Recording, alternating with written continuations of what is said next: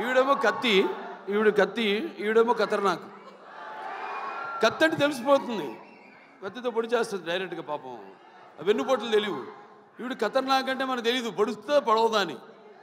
నిన్న చూడండి, అదేది కత్తులతో కాదు కంటి చుప్పుతో చంపేస్తాను నేను, ఆ టైపు. అంటే ఖాతిల్ నహీ దిల్దార్ భీ హై, కత్తిని చూసి ఏ షాఖే గుల్ భీ హై, తల్వార్ భీ హై.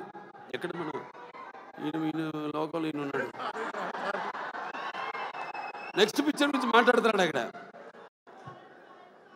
ఏ ఖాతిల్ నహీ దిల్దార్ భీ హై, కత్తిని చూపించి ఏ షాఖే గుల్ భీ హై, తల్వార్ భీ, ఆ టైప్.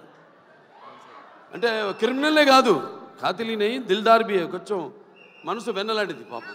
నా టైపే. నాకంటే ముందు మీరే చూసిరు సార్ ఆ మనసు.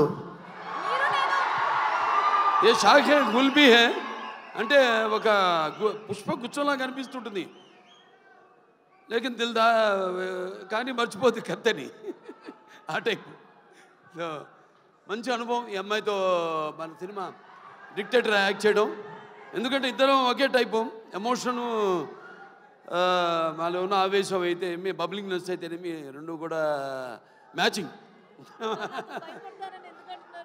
నేను అంటే బ్యాషన్లోకి వెళ్తే భయపడ్డు కదా, ఇప్పుడు బ్యాషన్లో లేను కాబట్టి. సార్ అలాగే అమ్మాయి కూడా నేహా శెట్టి,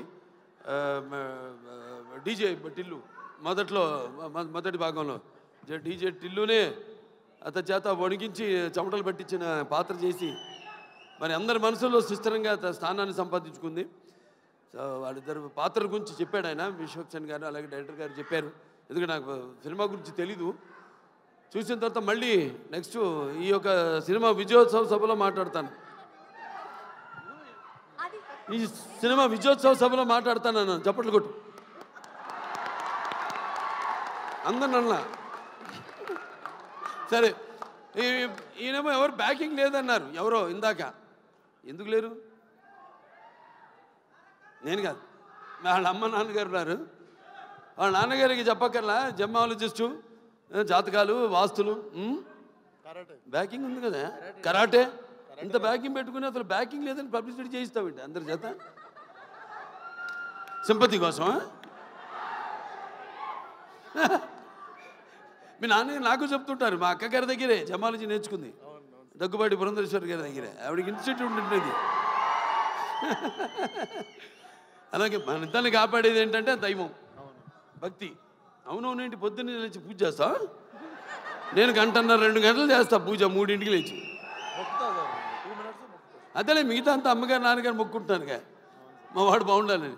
సంతానాభివృద్ధికి దూరీ కృత్వా పిశాచార్తిం జీవైత్వ మృతం సుతం యో భూత భీష్ట సిద్ధ సన సంతతి వృద్ధి కుర్తు అంటారు.